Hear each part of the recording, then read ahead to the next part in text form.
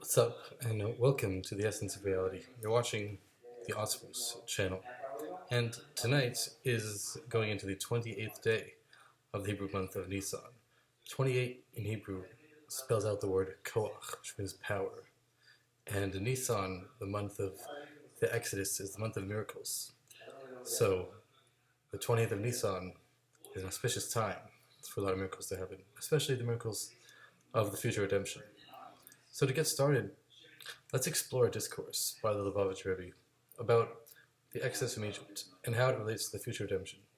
Basically, it says in a verse in the prophet of Micha that, like the days he went out of Egypt, I'll show him wonders. Him, in the simple meaning, referring to the Jewish people. So basically, it's trying to tell the prophet that, okay, don't worry, the future redemption is going to be a very big deal. It's going to be even greater, or it's going to be similar to the Exodus from Egypt. But wait a second. The question it asks in the discourse is that the Exodus from Egypt is actually a lot greater. No. The thing is that in the discourse, it asks the question that really the future redemption is actually a lot greater than the Exodus from Egypt, as it's explained in a lot of places, and also just simply speaking, I mean, according to a lot of the teachings, we're going to have the ingathering of the exiles from all the corners of the earth, and then they're all going to go to Temple Mount in Yerushalayim, and the third temple is going to descend from the heavens, made out of fire, to the Temple Mount, and according to some teachings in Chabad, that's going to start out in 770 Eastern Parkway, is where the temple is going to first come, because that's where this main synagogue in exile is found, which is the synagogue of the Rebbe, and as it's explained in the places. But the point is, it's not explained in this discourse. The point is that the future redemption will be a lot greater than the Exodus from Egypt, like incomparably greater. The Exodus from Egypt was just a microcosm of what's going to happen. So according to that understanding, the discourse says, what's the point of Hashem telling the prophet in this prophecy, oh, the future redemption is going to be so great, it's going to be just like he went out of Egypt. What's the big deal? Why even compare it?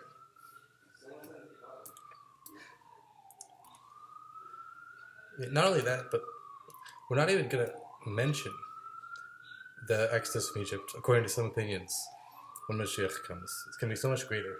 And there's one opinion that says we are going to mention it, but even though we are going to mention it, it's not like a definite thing.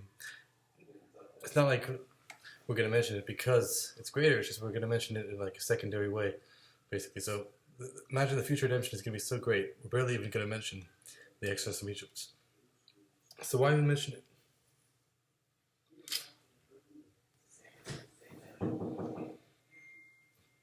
Maybe I should get that.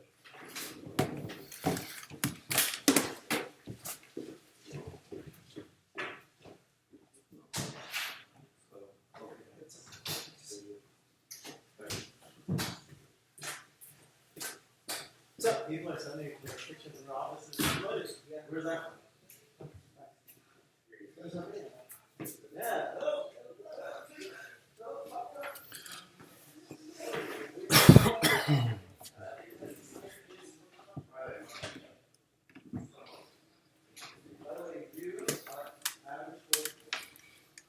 Okay, welcome back.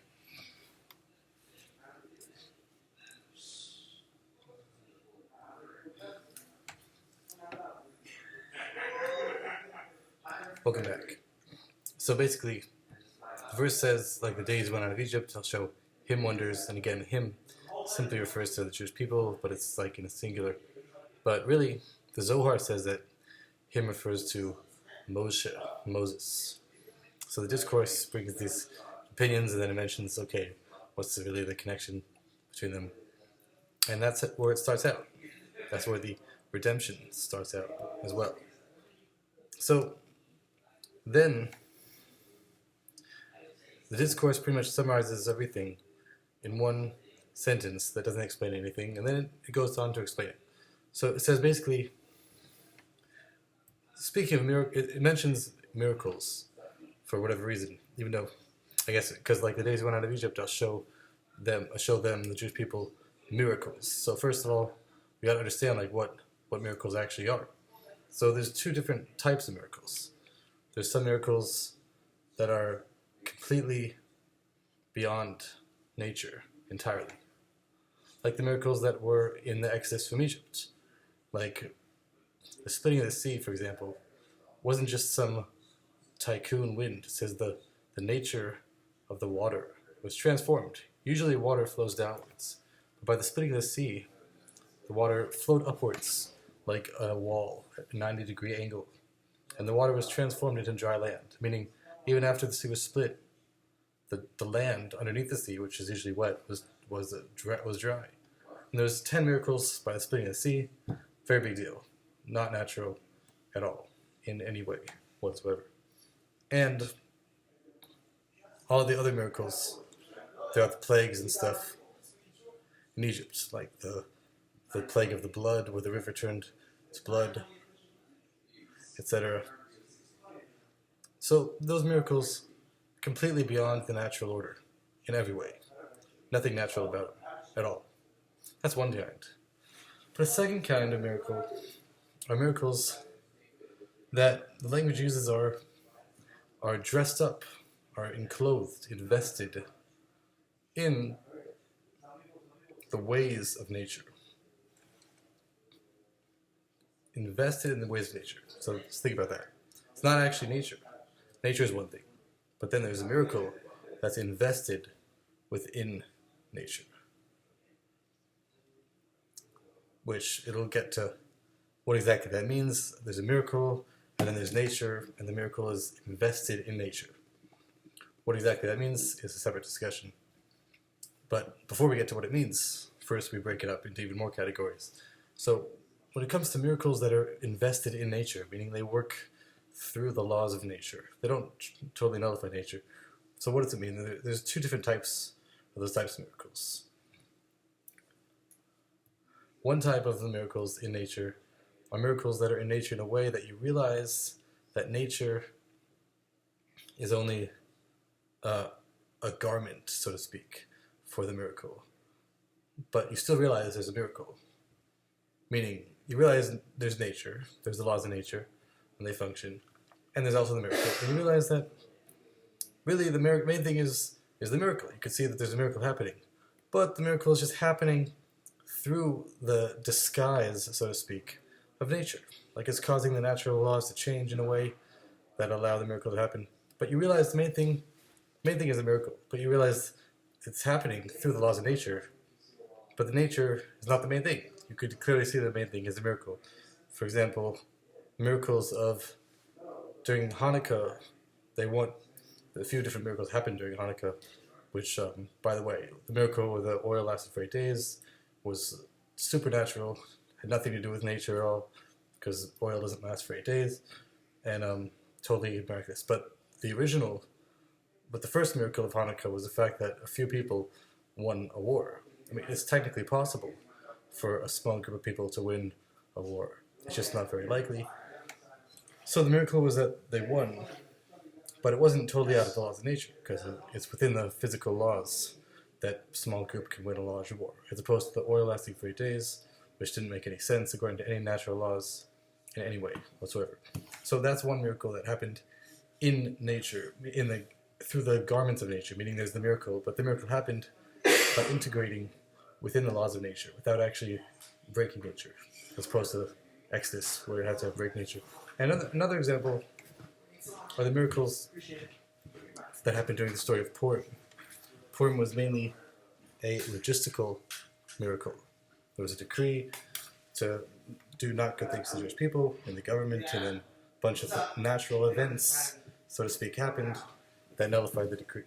So there was a miracle that happened, meaning the miracle was that the decree was nullified. But the way it happened wasn't just like the king turned into a butterfly or something. Like there was actual natural process. You could see exactly what was happening through natural laws. So in those two examples, there's a miracle. People could clearly see a miracle happen. Like according to the laws of nature in Purim, once a decree is made, like there's no way that could naturally get rid of it. But the fact that they nullified the decree was a miracle. It's only that it happened through the natural laws, and so too by Hanukkah. Like there was no way that this small group of Jews could beat this huge enemy, but it happened through the natural order. But it was clearly a miracle. It says the entire world saw those miracles and realized they're miracles. The entire universe, because the whole universe that matters is really just the world, pretty much. It doesn't say that. They just added.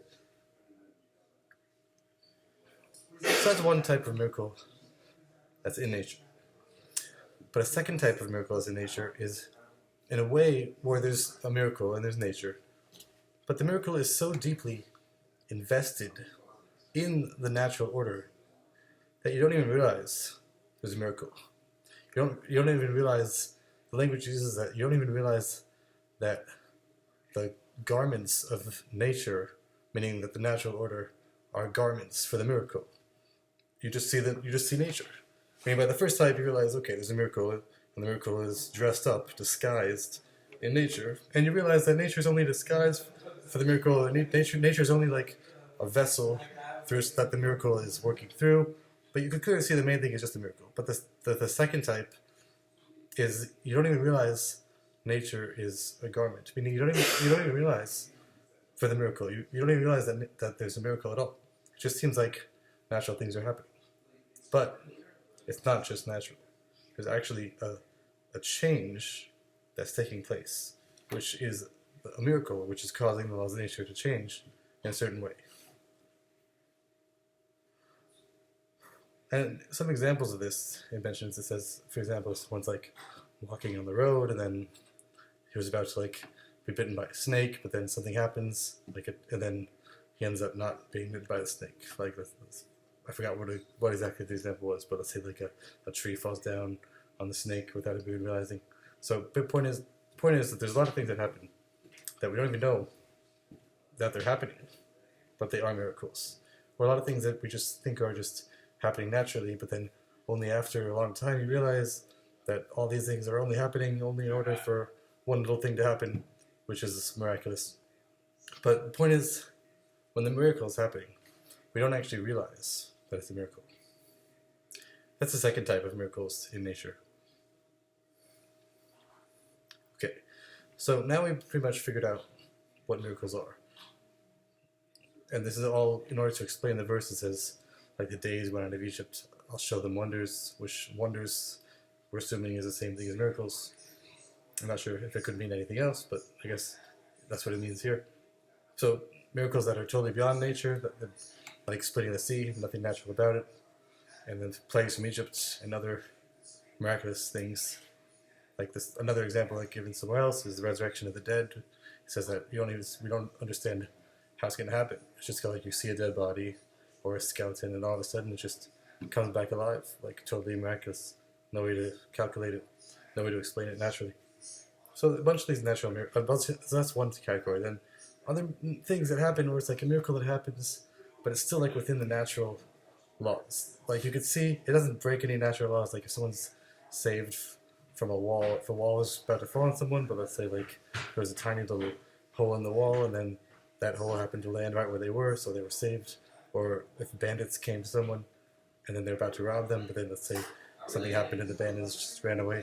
So different examples where it's clear that there was a miracle that happened. But the miracle didn't break any laws of nature. What is yon?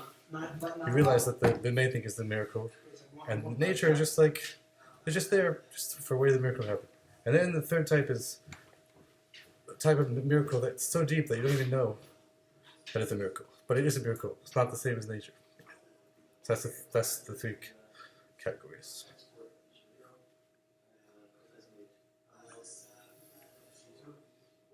So which kind of miracle do we think is greater? It says just that it's known which types is greater. I don't know how it could be known. I mean, it's assuming that people just know everything. But saying, yeah, it's known that the root source, the root power, like the spiritual source of the miracles that are in nature is from a higher place than the source of the miracles that are beyond nature. So you have miracles that are beyond nature, like splitting the sea, nothing natural about it. And then you have miracles that work through nature. So saying the miracles that work through nature has a higher spiritual source than the miracles that are beyond nature. Meaning, what does that mean, spiritual source? Because everything in the world has a spiritual source. There's the thing itself here, and then there's the spiritual energy that's giving it power. Just like you kind of think of it like a tree. A tree has roots, so you can see the tree is what you can see, but then the roots is like what gives it the power. So it's kind of like the reverse. So everything in this world is, so to speak, like the tree trunk that you can see, but then it really has like a spiritual root in the spiritual world that we can't see. Like the roots are underground in the tree, giving it life. So everything that is in this world has like some kind of root connection to a spiritual source that's giving it the life it has. So it's saying that even miracles have sources. Meaning miracles don't just happen, but there's an actual specific spiritual energy behind each individual miracle and each type of miracle. And there's different levels of spiritual energy for different kinds of miracles. Now it's saying the root source of the miracles that happen through the natural law is greater, meaning it has more spiritual power, so to speak, than the spiritual source of miracles that break nature, that are beyond nature. So when I first read this, I thought that meant that, okay, that means that miracles in nature are greater. But no, it doesn't necessarily mean that right away. It gets to later, it talks about different advantages of which miracles are greater, or different things that are greater about each type. But the fact that the miracles in nature are from a higher spiritual source, meaning have more spiritual power behind them, that doesn't mean that they're actually greater. Because, actually, when a miracle happens in nature, it's not the same as like the resurrection of the dead. Dead body just turns back to life with no explanation, or the splitting of the sea. It doesn't mean that it's actually greater. It means that the source is actually greater. You could say that you could say about a lot of things that, okay, this thing maybe it's on a low level, but really its source is on a higher level. But that doesn't mean that it itself is greater. Like if you see like a small tree, it could have really big roots. That doesn't mean that the tree itself is big. It means that the roots are big. So whatever. So it's saying the spiritual energy behind the miracles that go into nature is a greater spiritual energy than the miracles that are beyond nature. So basically,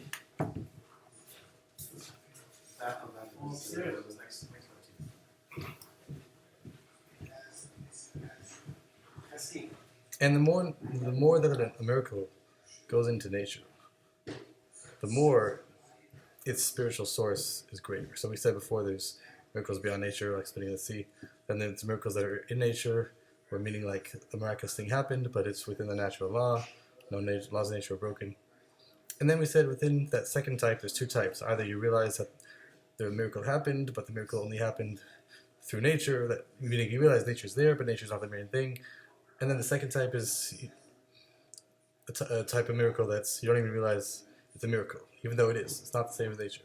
So saying that the second type, the spiritual source of the second type, is even greater than the spiritual source of the type of miracle in nature, that you realize it's a miracle.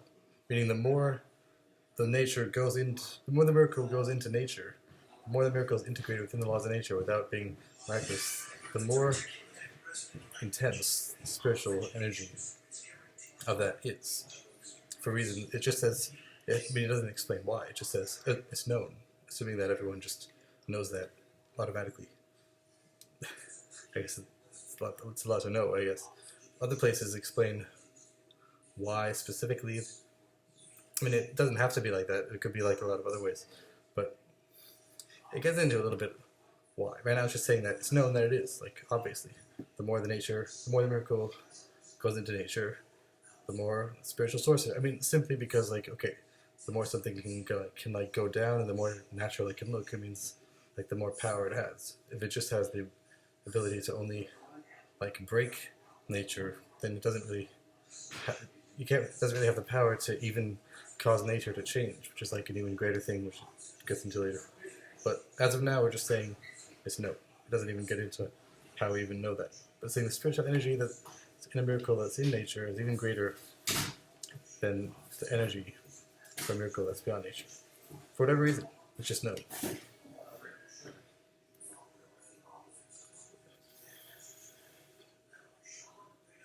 Then it brings kind of a proof for how we know that the miracles that are completely invested in nature, such that you don't even realize it's a miracle, are higher than the other miracles. It says in the book of Psalms that Hashem is one who does great miracles, and he flows great wonders, literally, alone. Simple meaning, probably something. Meaning Hashem alone does great miracles. No one else can do great miracles. No angels can do miracles, anything. Just only Hashem alone. Only Hashem is the one who can do great miracles. It says, what are these great miracles? These great miracles, it says, are miracles that even the one whom the miracle happened to doesn't even know about it. Such that it says, Hashem alone does the miracles, meaning like only Hashem knows that it's a miracle, but no one else knows it's a miracle. Not even the one who it happened to. And it says, this level of miracles, that even the person whom the miracle happened to doesn't even realize that's a miracle, it comes from this spiritual level known as Hashem himself, so to speak, or Hashem alone. Even though really everything is Hashem, so it's not really clear exactly what it's referring to.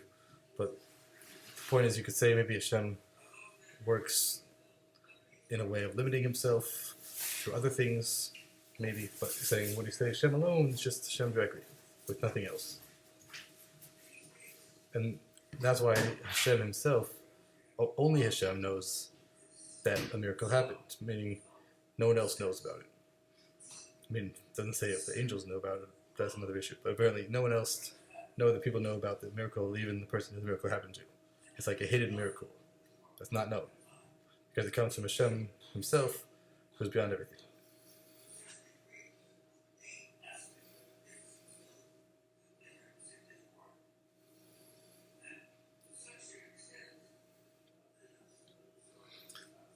And it says that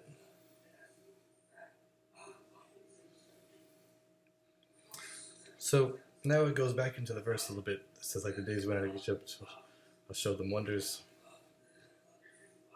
That it's not exactly clear why it's going back to it, but whatever it is the main point.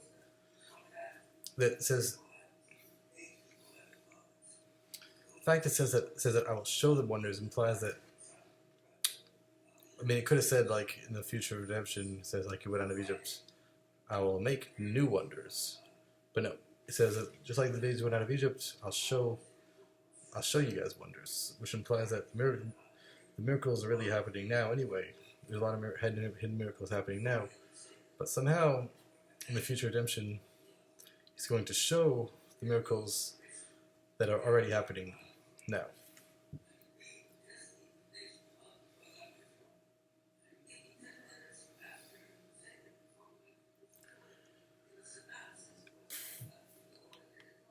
And it's saying that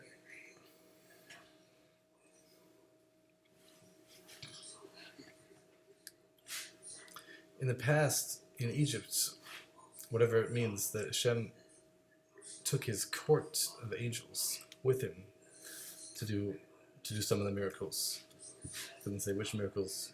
I assume it's referring to this mighty the firstborn, and or possibly splitting the sea, but I'm not sure exactly. It doesn't say what's referred to. But during some of the miracles, Hashem did the miracle, but he also had like some other like angels with him. But when Mashiach comes, it's only going to be Hashem alone.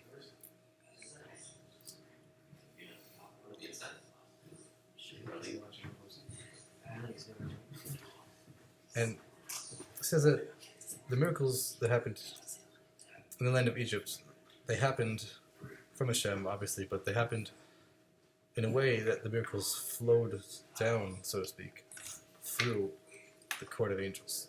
So they were kind of limited in some way. But the miracles that will happen when Mashiach comes will come only from Hashem alone, and not through any other angels. No other angels involved, just from Hashem alone. So he said that when miracles come from Hashem alone, that also means that only Hashem alone knows about the miracles. Because since it comes from, I guess you could say, okay, if it comes through the angels, then maybe since it involves other things, then maybe other people can know about it. But when it comes from Hashem alone, it's like beyond everything else, so no one else knows about it in general when it comes from Hashem alone. But when Mashiach comes, the miracles will come from Hashem alone without any angels. But even though it will come from Hashem alone, which we said usually when it comes to Hashem alone, it means that no one else knows about it. It's not so clear if it means also not even the angels know about it, but yes, it doesn't really say, but I'm not sure if it's important. But point is, when miracles come from Hashem alone, no one else knows it's a miracle. But when Mashiach comes, it says, this is like based on the Midrash. It says Midrash says, in the past, me and my court walked before you in the miracles of Egypt, but in the future, only me alone, which is Hashem saying that. So, again, the miracles in the past in Egypt happened through the angels, meaning Hashem did the miracle, they passed through the angels. But then when Mashiach comes, they'll come from Hashem alone. But even though they will come from Hashem alone, which we said when they come from Hashem alone, that means that only Hashem knows about it, no one else knows about it. But still, when Mashiach comes, we will know about it, even though they will come from the same level that causes miracles to usually be hidden, because only Hashem alone knows that it's a miracle. But it will, in the future of redemption, the miracles will come from Hashem alone, and we will also know about it. So that's what it says that like the days when I'm in Egypt, I'll show you wonders, because a lot of miracles happen nowadays that are hidden, and they come from Hashem alone. Meaning the same level that miracles will happen in the future happens now, but just hidden. So that same level, miracles are going to come from that same level, but nevertheless, I'm going to show you the wonders that usually come from a level that causes them to be hidden. If that makes sense. So again, very simply, like the days when out of Egypt, I'll show the Jewish people wonders. Because it doesn't say that I'll make wonders, I'll show you wonders, because miracles happen nowadays. A lot of miracles happen. Some miracles happen we know about. I'm not sure if many supernatural miracles happen nowadays. Mainly like natural miracles happen. But within natural miracles, a lot of natural miracles, sometimes we know that they're happening, meaning we know that they're a miracle, and they're clearly not. And nature is just like there in order to disguise the miracle. We can clearly tell sometimes. But sometimes we don't even know. Miracles happen and we don't even know about them. Because they come from this level of only Hashem without any angels involved. And since it's only Hashem alone knows that it's a miracle. But when Mashiach comes, the future redemption, the miracles will also come from Hashem alone. But we will also know about them. That's why it says I'll show the wonders. Because the miracles that are usually hidden will be shown. And they will be from the really intense level. So that was officially the quote-unquote answer, even though it was only just a couple sentences. Even though it felt like a lot more. Because it's a miracle that we got through it. Okay. Now, it gets into another thing, which is interesting, but kind of related. It says, like the days that you went out of Egypt, I'll show the Jewish people wonders. So, wait a second. Like the days, plural. How many days did it take for them to actually leave the land of Egypt? I mean, the first journey that they took out of Egypt from the city of Ramses to Sukkos, it says in the Torah, just happened in like very fast, one day, on the 15th. It says there was a miracle, all the Jewish people were gathered to the capital of Egypt, or to the land of Goshen, at least. No, to Ramses. I believe it was the capital. And then it says they just miraculously traveled at an extremely fast speed, unprecedented. Basically just like an airplane speeds, I think, close to it. So the point is, that's when they actually left. They actually went out of Egypt in one day, or even less than a day. But the verse says, oh, like the days you went out of Egypt, I'll show you wonders, implying that when they left Egypt, it took more than one day. So that's the question. But, I mean, according to some other, like the simple way of thinking about it, okay, like the days went out of Egypt, meaning like the plagues before they went out of Egypt lasted for like about a year. So you could say, okay, maybe all the plagues were like a preparation for them leaving Egypt, which took a long time, and then maybe there's going to be plagues in the future also. But no, it doesn't get into that here. I mean, maybe there are some commentaries that say that, but here it's like being very exact in the wording. You could take the wording to maybe be not so exact, but here, no, it says days that you went out of Egypt, implying that the actual going out was in multiple days. Not just the preparation to go out, but the actual act of going out was more than one day. And that's the question, because we know that they actually left Egypt in one day, even less than a day, just pretty fast. And not only do we know it, but it even says in other verses, the commandment to remember the Exodus says, you should remember the day that you went out of Egypt, all the days of your life, basically. So, I mean, the Torah itself says, remember the singular day. One verse says, remember this day that you left Egypt. Another verse says, remember the day you left Egypt. It doesn't say remember the days you left Egypt, implying remembering all the plagues leading up to it. No, it just says remember the single day that you left. So the Exodus is only one day. But our verse in the future redemption prophecy says, like the days you went out of Egypt, I'll show the wonders. Plural days. So what are we even talking about? Okay, so now this is interesting novelty that I'm pretty sure it's only in this discourse and nowhere else that it says. Other places assume days is just not so exact, it meant days you went out, implying days preparing to go out. But no, here it's saying it's very exact language, like the days you actually went out, implying the going out was more than one day, even though we know that it wasn't. But no, it's saying when it says days, it also means to include not only the day that they left the land of Egypt on the 15th of Nisan, but also during the Exodus, but also the day of the splitting of the sea, where the Egyptians that were chasing them were drowned. So when I first read this, I thought it meant, okay, it means the days between them leaving Egypt and the day splitting. So that was like 7 days. So it means the days to remember all those days. So I was saying like the days went out of Egypt, implying all the days, the day that they went out of the land of Egypt until the splitting of the sea, where the Egyptians were drowned. That was all like them process of going out. But no, I realized later that's not what it means, because it's saying the physical day that they went out was they went out of the land of Egypt. That's the only time they went out. And then afterwards, they weren't going out of Egypt. They were like somewhere else in the desert. But the Torah says that the Egyptians sent a bunch of spies and people chasing them in the desert, and the Jewish people knew about them. So even though they went out of the land of Egypt, they were still worried about all these Egyptians that were following them. They were like afraid the whole time. Like it's like going out of somewhere, but they still have like a rope attached to them. It's like, okay, they went out, but like they could still be pulled back. So what's the big deal?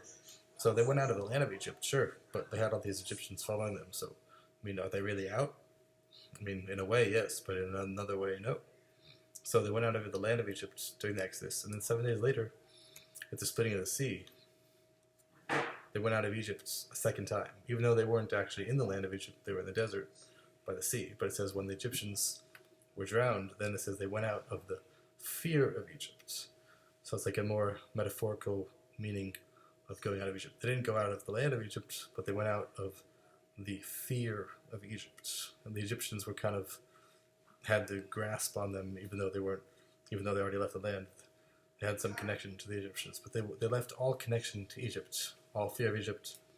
So these are 2 days, not 7 days in between, not a year before praying. When it says like the days you went out of Egypt, it's only referring to 2 days and no more. It's referring to the actual day that they left the land of Egypt, which just took really fast. They were all gathered there, and then they just left like with a miraculous speed from the capital of Egypt to the next place in the desert. And then, at the splitting of the sea, when the Egyptians were drowned, they left the fear of Egypt because they were completely out of Egypt with any connection of Egypt. So they left Egypt. Really, it took 2 days to leave Egypt. The 2 days were 7 days apart, but it was a 2-step process. And then when the verse says, like the days you left Egypt, like these 2 days of you leaving Egypt, I'll show the Jewish people wonders when Mashiach comes. Which is implying in this verse. I mean, I get some people interpret the verse to mean days means the whole year of the plagues, and the verse, like the days went out of Egypt, I'll show you wonders, implying that there's also going to be plagues when Mashiach comes. But no, it doesn't get into that. It doesn't even mention that here. It says no. It says like it's only referring to the 2 days they went out, like the days we went out of Egypt. I'll show them wonders, meaning the miracle. Which it doesn't say exactly the details here, but my interpretation of it, based on simple meaning and also other places, it says what it does say. It says that besides for the miracles that happened on the day of them leaving the land of Egypt, there will also be miracles in the future that are similar to the splitting of the sea. So, first of all, we'll get into this in a second. So, essentially, there's going to be a second splitting of the sea when Mashiach comes. That will be similar to the splitting of the sea that happened originally. And there will also be not only splitting of the sea, but the splitting of a river, which we'll get to. But in a second, let's get back to what we said. We said, besides for the miracles that happened on the day that they left the land of Egypt, there will also be miracles in the future that are similar to the splitting of the sea. So that implies that in the future, there will be miracles that are similar to the miracles that happened when they left Egypt. But it doesn't really get into doesn't specify what those miracles actually are. It just says there will be, in the future redemption, there will be the miracles that were when they actually went out of Egypt itself. And also, there will also be the miracle of splitting the sea in the future. But it doesn't specify what the miracles actually were when they went out of Egypt. So I think that it's referring to simply the fact that Rashi says that on that day, on the singular day they left Egypt, all the Jewish people were miraculously gathered to the capital city of Egypt. And after they were gathered, then they traveled at an extremely fast speed out of Egypt to the first destination in the desert. So it doesn't say that here, but I mean that's what it says in Rashi. And when it says here that there's going to be the miracles that happened when they left Egypt in the future, I think it's referring to the simple fact that we know that from other places, that when Mashiach comes, all the Jewish people will be gathered together. And then once they're gathered together, they will all travel to the land of Israel at incredibly fast speeds with the crowds of the heavens. So in another discourse that there gave regarding 770 Eastern Parkway, he says that based on a lot of proofs, which we may or may not get into, he says every generation has like one main synagogue that's found in the time and the place of exile outside the land of Israel, that the Rebbe, who's like the leader of the exile, is there, and it says it was a different place every time for a while, but then it says in our generation, since there were 6 Rebbe, the Rebbe Yas came to America and established his permanent dwelling place in 770 Eastern Parkway. It says in our generation, the 770 Eastern Parkway is considered the primary synagogue of the exile until Mashiach comes. And then it brings a proof from the Talmud in this other discourse that when Mashiach comes, first of all, we know that when Mashiach comes, the third temple made out of fire is going to descend from the heavens, and the Jewish people are going to be gathered together and go back to Israel. But it says, based on a place in the Talmud, it says there that this event, or the base of the temple coming from the heavens, is going to first start out in the main synagogue in exile. And then meaning it's going to first descend to the place where the Creator is found most in exile, which is in this synagogue in exile. And from there, it and all the synagogues becoming uprooted from their places, and all the Jewish people will all travel miraculously to the land of Israel, on the Temple Mount, etc. That's what it says in this other discourse. So seemingly that's pretty much, I think that's pretty much what it's saying here, that there will be the miracles that happened on the day of them leaving Egypt itself, which is the miracles that happened then, is everyone was gathered together in the capital of Egypt, Ramses, and then they went to Sukkot. So this other discourse says that the third temple is going to descend to Eastern Parkway, and then all the Jewish people will be gathered together, and all the synagogues will be uprooted from the places and come to 770 Eastern Parkway in New York, and New York is kind of like the capital of America, even though it's not really the legal capital, but maybe you could say it's the metaphorical capital. This is just like me saying it, but I'm pretty sure it says that Jewish people were gathered in the capital of Egypt. So maybe in the future they'll be gathered in the capital of America, which is New York with 770 Eastern Parkway. And then it says the second miracle that happened on the day they left Egypt was that they traveled at incredible speed out of the capital to the first destination. So also, we know that when Mashiach comes, it says all the Jews will be gathered and they will all travel with the clouds of the heavens to the Temple Mount in Jerusalem. So those are the miracles, according to my understanding, that will happen in the future redemption, based on the day that they left Egypt itself. But then the discourse says, in the future, there will also be the miracle of the splitting of the sea. There will be a second splitting of the sea. And this is not like some novelty that we just know here. I mean, the fact that there's going to be a second splitting of the sea is already mentioned in the book of Yeshaya 11:16. It says, Hashem will dry up the tongue of the Egyptian sea and make a pathway for the Jewish people, just like he did when they went out of Egypt. I mean, they're going to be like, Jewish people are going to be traveling with the clouds of the heavens, so it doesn't really say why they need a pathway. I'm pretty sure it has something to do with bringing back the lost tribes, but I haven't looked into it so much. But something to do with lost tribes being trapped in some invisible land or something, or some hidden land, then he's going to split the sea to bring them back. I'm not sure if that's what it's referring to here, but either way, for some reason, it doesn't say when the splitting of the sea is going to happen. It could happen like after the Jews are already settled. I'm not sure exactly when it's going to happen.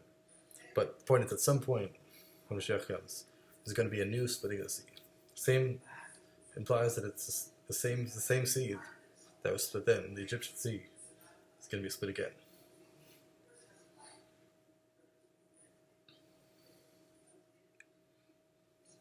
So, okay. So this is like kind of a side point. We said that to explain why the verse says, like the days, plural, went out of Egypt, I'll show you wonders. Even though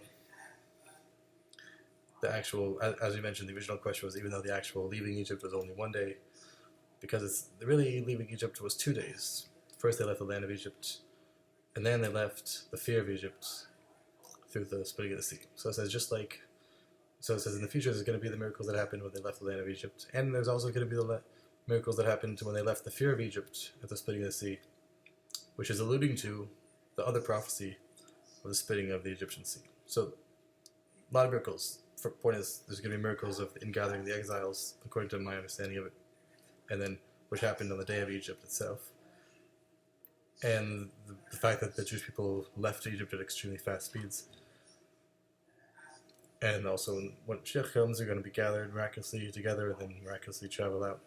And that's on the day they left the land of Egypt. And also the day that they left the fear of Egypt was the splitting of the sea, so there's going to be a new splitting of the sea. But now, we're going to...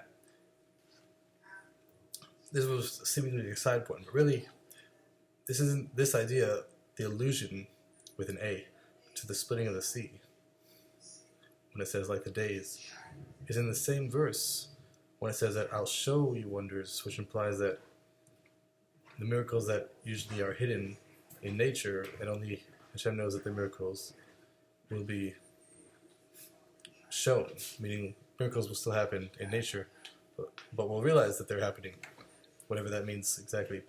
That's what we said earlier, that miracles that happen in nature now that we don't realize, when Mashiach comes, they will happen, implying they will still happen in nature in the most natural way, but we will realize openly that they're miracles.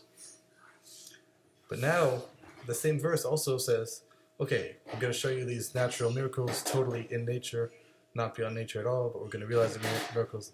And it's also alluding explicitly to the splitting of the sea, which is the prime example of a miracle that's completely not natural at all, anyway. It's saying, like, okay, there's going to be splitting of the sea, Mashiach comes, which is totally beyond nature, and I'm also going to show you all these natural miracles. Like, which one is it? Either he's going to show us the miracles that happen in nature, and we're somehow going to realize how they're happening in nature, but they're still going to be natural. But we're going to realize somehow that they're going to be that these natural miracles are happening. And then it says at the same time it's saying that he's going to show us these natural miracles. He's also going to say, oh, and there's also going to be a splitting of the sea. But that's like the splitting of the sea is the total opposite of a natural miracle. So what are we even saying? Okay.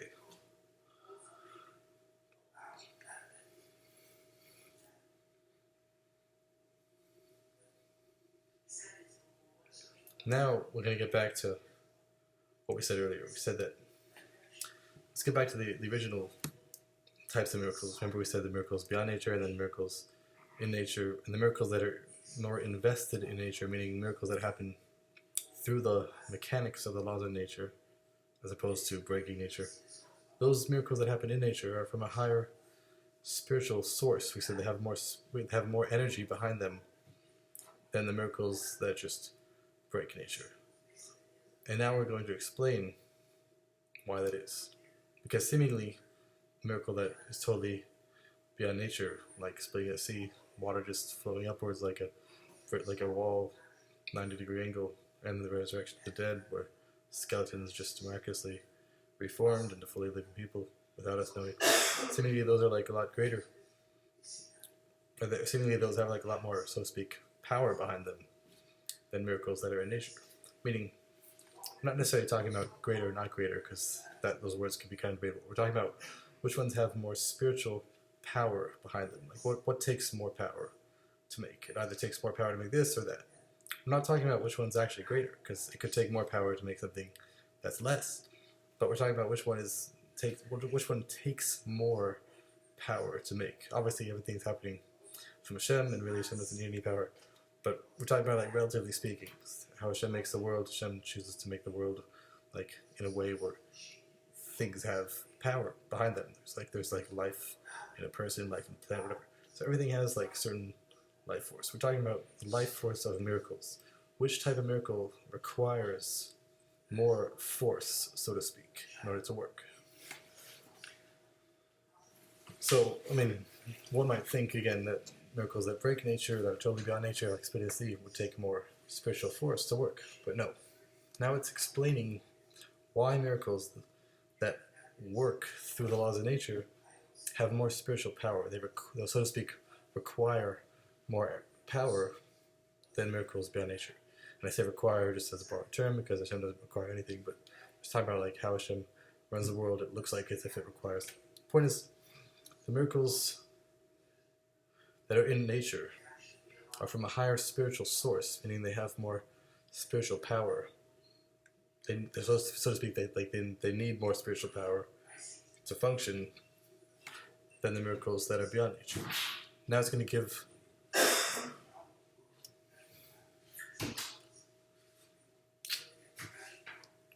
an explanation for why that is. I mean, earlier we just said it was known.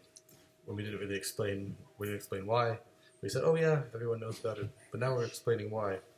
It's not clear if when it says it's known here, if when it said it was known earlier, if that was really alluding to what we're about to say now, or if that was just a separate thing and now we're just explaining this concept that's known. It's like an analysis of the fact. We know that the fact is that they're from a higher place. Earlier we just said it's known from these other sources. We didn't explain why it is, but we do know that it's a fact from the sources it brought. Now we're just explaining that fact.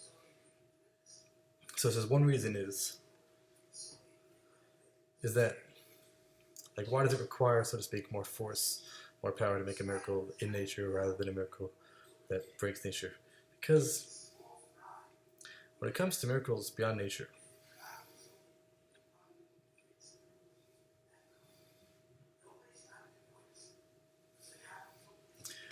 there's a revelation of the energy of the miracle,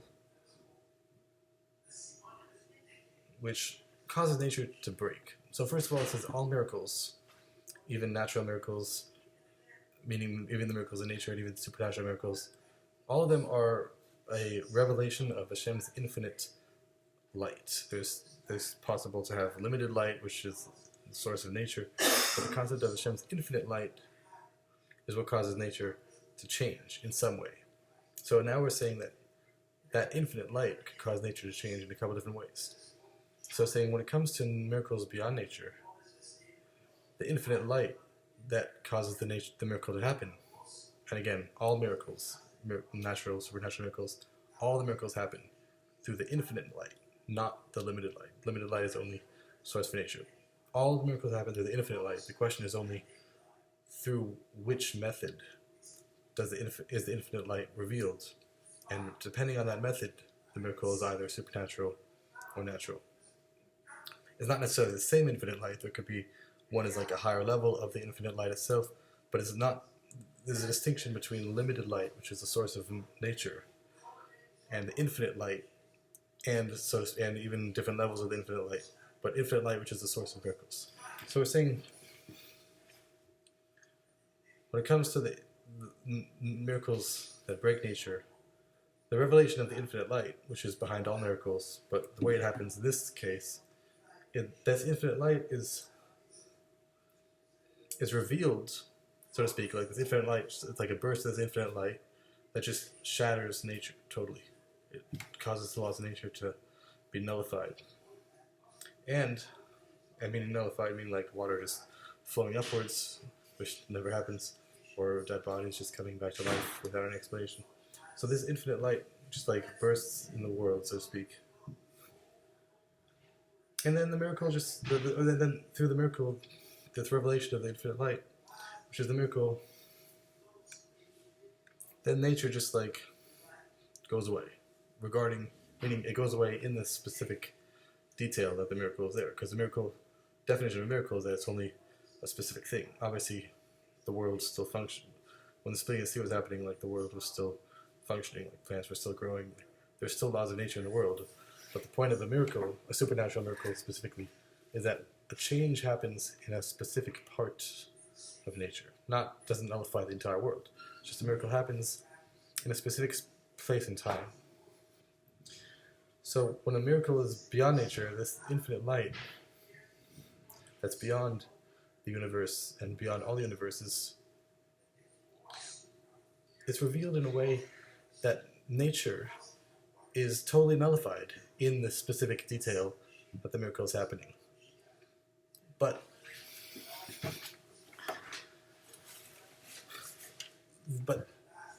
the infinite light itself is only causing nature to be nullified in that detail that is meant that the miracle is supposed to happen. But the infinite light itself is not revealed. People don't realize the infinite light. I mean, the infinite light itself is not revealed in the world. It's like the infinite light is the cause for the miracle to happen in this detail of nature. But the infinite light itself is not revealed in the world itself. Is not revealed in this world, which is kind of counterintuitive. Because I mean, if you see an infinite, I don't know, if someone sees like a totally miraculous miracle, I would think that they would like realize the infinite light behind it, I guess.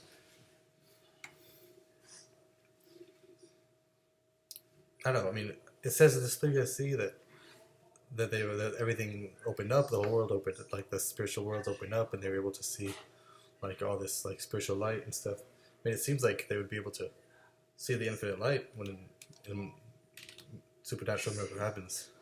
But here it's saying no. It says when a supernatural miracle happens, when a miracle happens that breaks nature, the infinite light is a cause for the miracle, but the infinite light itself is not realized. I guess maybe a lesser level of light is realized, possibly even the revelation of the limited light is still intense, I guess.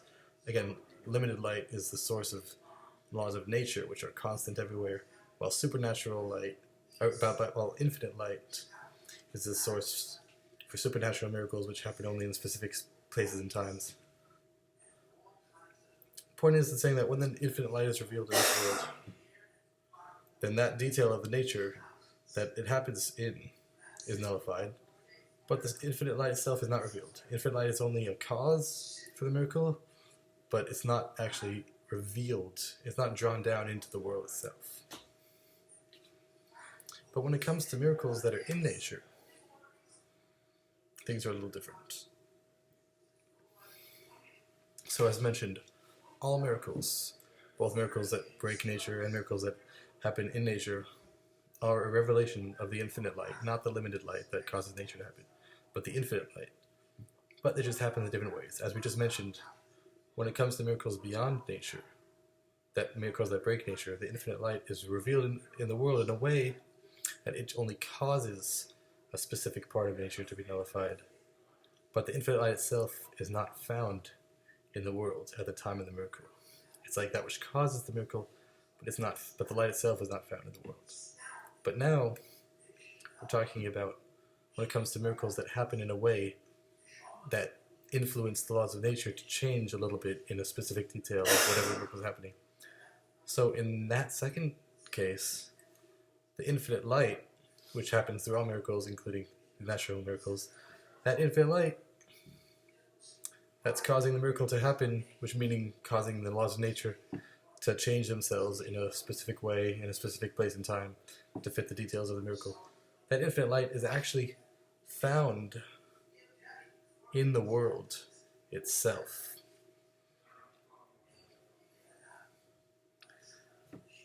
Because, again, the first kind, doesn't have the, so to speak, the power to actually change nature. It just nullifies nature.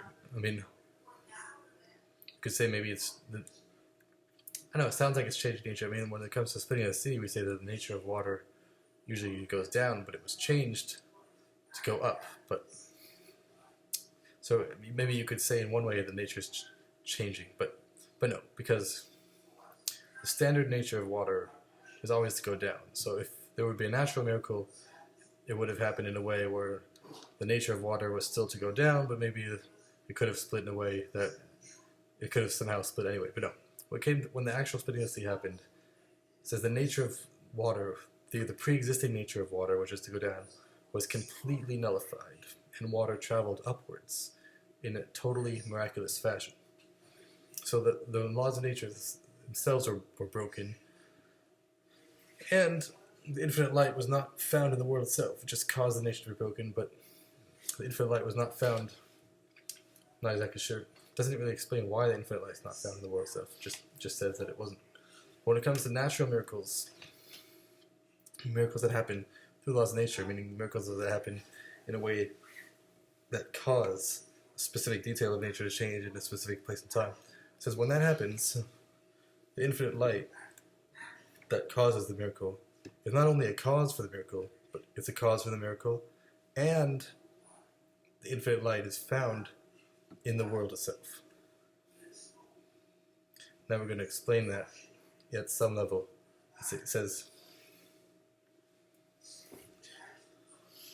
what does it say? It says, since the world itself is limited, is finite, and the infinite light is infinite, and finite and infinite are two opposites.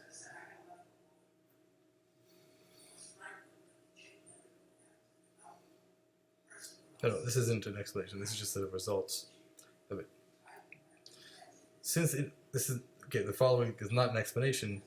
It's a consequence of what this means. By natural miracles, the infinite light is found in the world itself. For some reason, which we didn't really say, we're just assuming. But now we're explaining. Okay, therefore what? Therefore, okay, and since the world itself is limited, and limited and infinite are two opposites. So in order for the revelation of the infinite light to be in the world itself, which happens through natural miracles for some reason, which we didn't really say yet, but we just said hopefully we'll get to a why soon. So the point is, in order for that to happen, it has to be that the infinite light in the natural miracles is really a higher level of infinite light than the original infinite light. It has to come from the osmos, or so, from the essence of the infinite light. And the essence of infinity, there's infinity, which is one thing, but the osmos, the essence of infinity, of infinite light, is not only infinite, but it's found both in infinity and found in the finite equally as one. And when it says limitations, when it says finite, finite is another word for nature. So the fact that this infinite light causes the laws of nature to change and not be nullified is because this osmos, or in so the osmos of the infinite light, the essence of the infinite light, is a deeper level of infinity than the infinite light itself. The first type of miracle, which is the supernatural miracle, that infinite light that breaks a specific detail of nature to cause a miracle like the splitting of the sea, that's basic infinity. Infinity meaning like it's not finite. And when we say infinity in general, we're not really referring to infinity in quantity. You can say, okay, it just keeps going. No, we're talking about infinity in quality. We could say there's this level of this, and then there could be an infinitely greater level.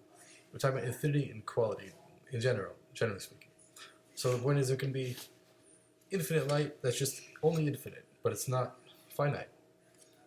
If that makes sense. Very simple. I mean, infinite is not the same as finite. You have things that are limited and things that are infinite, or that which is infinite. So the first level of infinite light is only infinite, and it's not finite. Since it's only infinite, it can cause an infinite revelation to happen in a specific detail of the world, but it itself can't be revealed in the world. It's the root cause for why something in nature is nullified, but it's not found in the world itself. It's not found in the limitations and the nature of the world itself. But the second type of miracle, which is a miracle that causes the laws of nature to actually change themselves, is a deeper level of infinity. It's not just the infinite light, it's the osmos of the infinite light, the essence of the infinite light, which is not only infinity, but true infinity means that which is both infinite and finite at the same time. It's found equally in infinity, and it's found in the finite at the same time. So therefore, when a miracle happens, it's able to make a miracle, which again, a miracle itself is just basic infinity. But this osmos of the infinite light is able to make a miracle, which is basic infinity, and is able to incorporate that basic infinity in the nature of the world itself. And that's what causes the laws of nature to change themselves to fit this infinite light of the miracle. It's because the root cause is not the infinite light itself, but it's the osmos of the infinite light, the essence of the infinite light, which is found both in infinity and finite itself. And since it's found both in infinity and finite at the same time, it's able to mix the two together seamlessly in a way that nature could actually handle infinity. And when nature actually handles infinity, then the laws of nature are able to change themselves to fit such that the infinite light, so to speak, the infinite light could actually fit in the finite world and in the finite laws of nature. That's one thing. This is all explaining that which it said earlier is quote-unquote known from other sources. That we know that the spiritual source of the law of the miracles that act within nature is greater than the spiritual source from the miracles beyond nature. Didn't say how we know it. I mean, we quoted some sources, but we didn't really explain it. And this is also not really a proof for why it is. It's just this is mainly an explanation. We know the fact from the sources, but this is like an explanation for how it's possible that it could be. It's possible that when it comes to miracles that are beyond nature, it's only a basic level of infinite light, as it mentions, I guess, in the sources.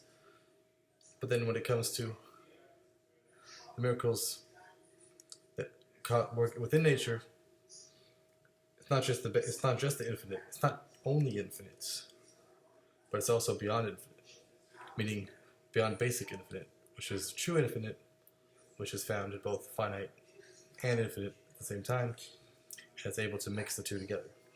And that's where you have miracles that are in nature.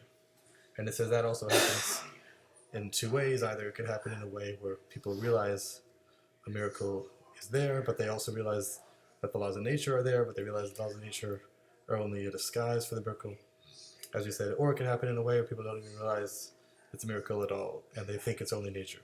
But even in that second case, it's not nature itself, because nature is only from the finite light that creates everything constantly. But then a miracle is a specific change in a specific place and time. And that change could even happen through causing the laws of nature to change in a specific detail. But it's not nature itself. It happens to influence nature. But it itself is not nature. Again, every miracle is a revelation of the infinite light, which is not the finite light, which is nature. But the question is, either the infinite light could be in a way that it just causes something to be nullified, or the infinite light could be in a way where it's influenced from the essence of the infinite light, and therefore it fits within the world. But all miracles are the infinite light, not the finite light. So even the miracle that people don't realize is a miracle, but it causes laws of nature to change, it's still a miracle. It's not nature. And then it gets into the note, it says there's different names of Hashem, so to speak, that have, it's one Hashem, but so to speak, different perspectives of how we relate to Hashem. So one name of Hashem is the source of nature, and another name is the source of the miracles. And within that, there's different miracles.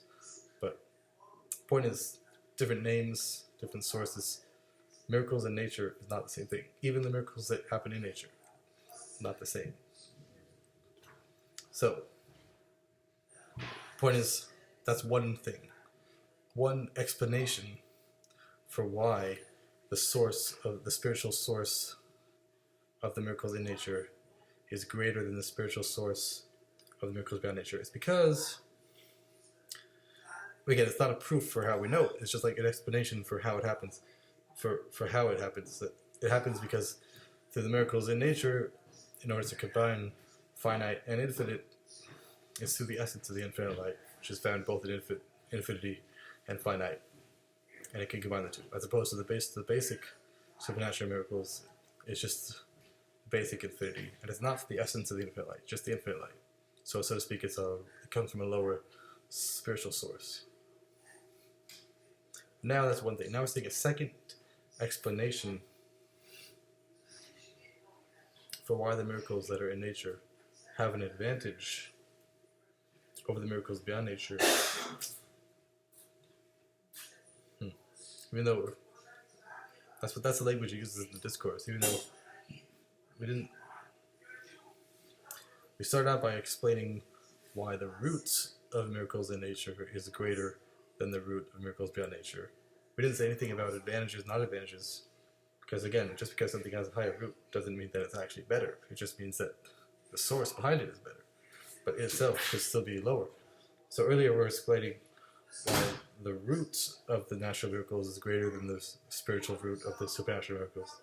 But now in the discourse we're saying another explanation of the advantage of miracles in nature over the miracles beyond nature, which is about to say what it is.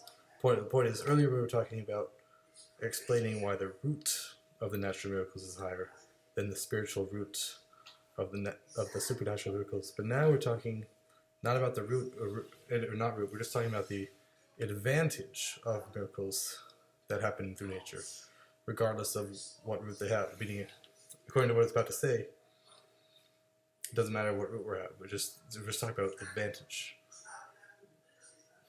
Interesting. Okay, so the point is, another advantage of miracles that happen in nature over miracles that are beyond nature is not only the fact that the root is greater, but also for just a different reason. I was about to say. Because it quotes from somewhere, from Torah, in Miketz 42, that apparently the point of miracles is to reveal that Hashem rules over nature. So it brings the source for this idea in the Torah, as mentioned.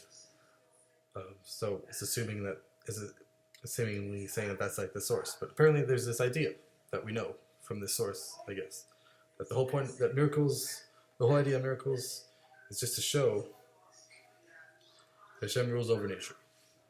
I mean, I guess it doesn't have to be that. I mean, we could say miracles is for another reason. Also, I mean, if you think about it simply, I mean, without letting this discourse, you could think, okay, miracles is to like make something happen. What do you mean? We'll show that Hashem rules over nature. Miracles is to make a miracle. Who mentioned nature? What does the miracles have to do with nature? You think, okay, so what's the natural?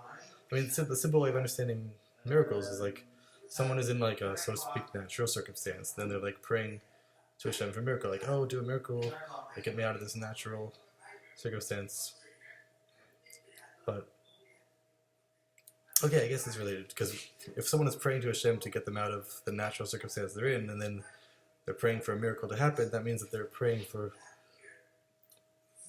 Hashem to, so to speak, rule over the natural circumstance that they're in.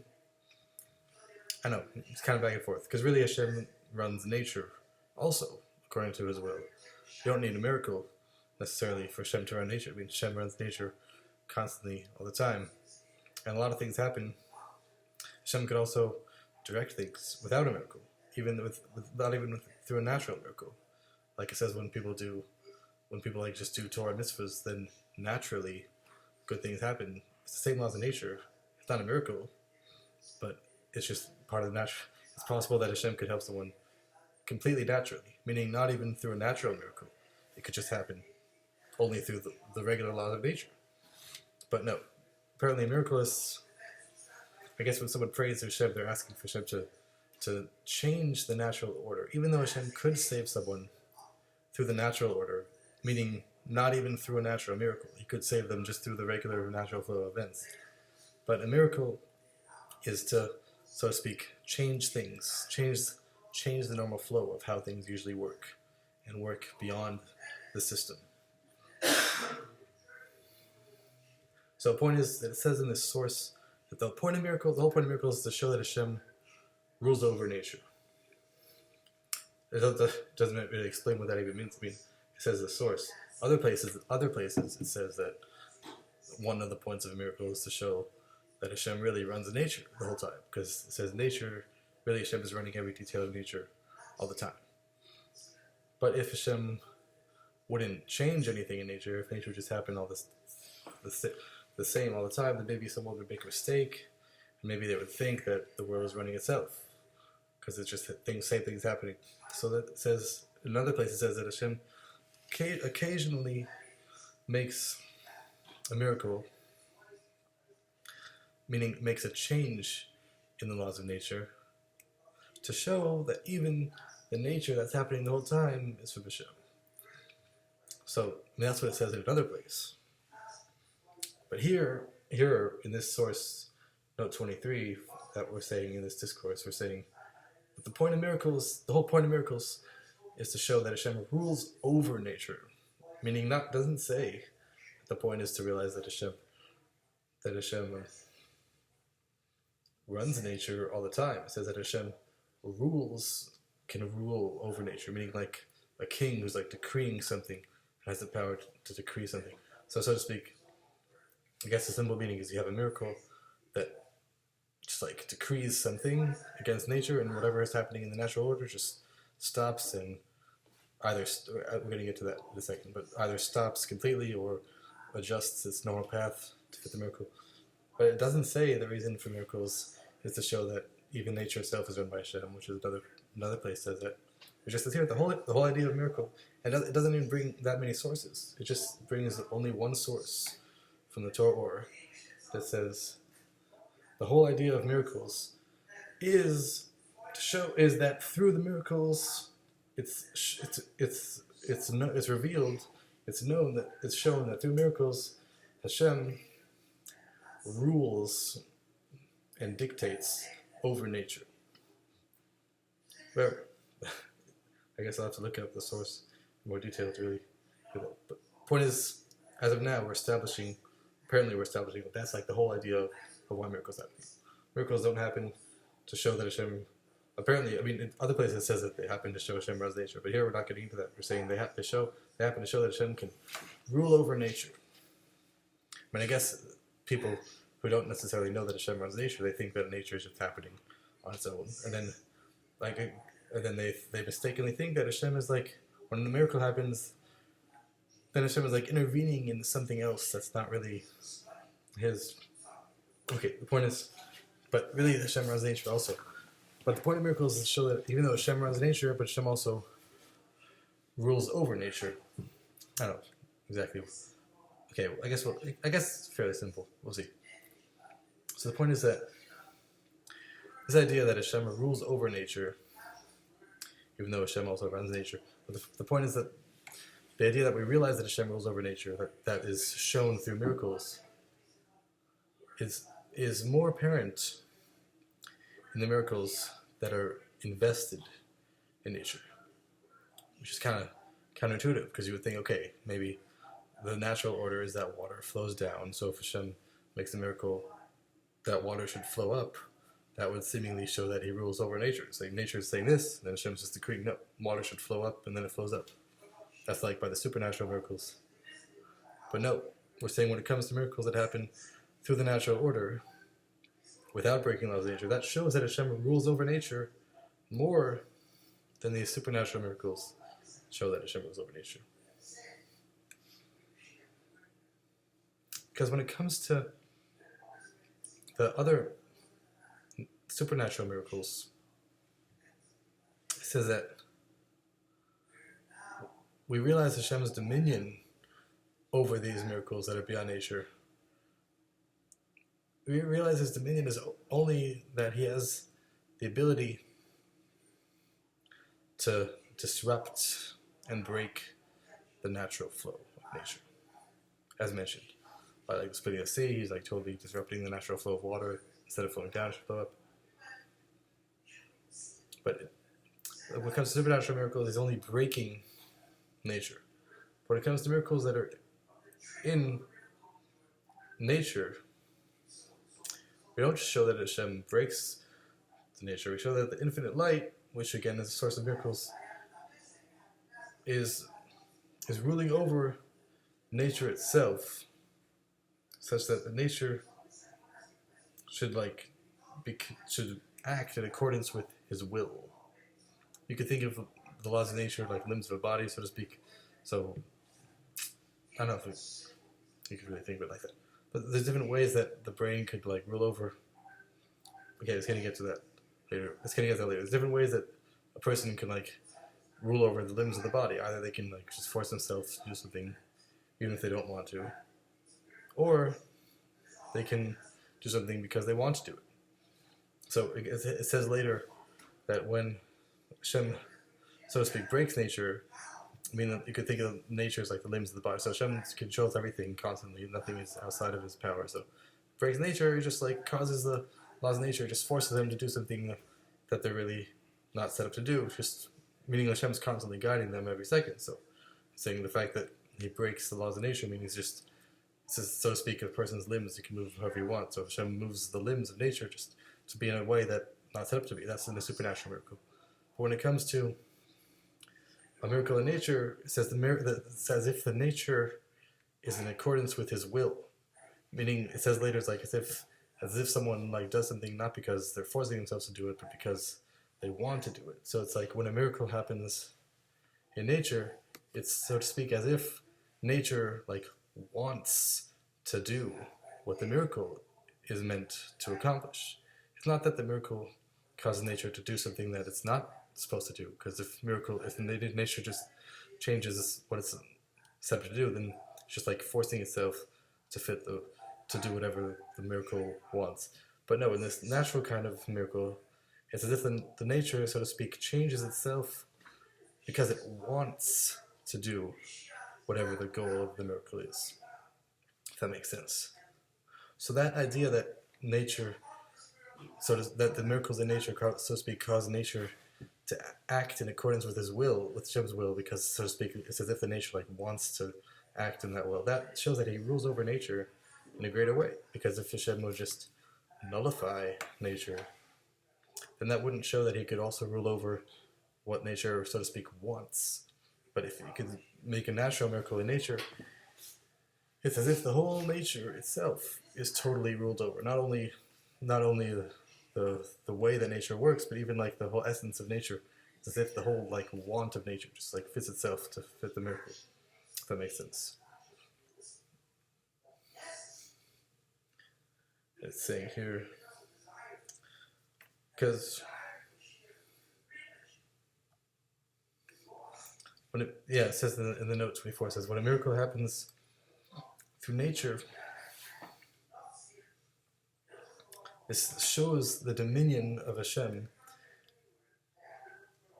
in the powers of nature themselves, to change them from one opposite to another opposite. It doesn't say that it's a dominion in the laws of nature, it says it's the dominion in the powers of nature, whatever that means. I mean, obviously everything is from Hashem, but that seems to be alluding to the fact that the nature's, so to speak, wants, not only doesn't nature actually do something different, but the nature actually, like, so to speak, wants to change itself, so to speak, to fit the miracle, so to speak.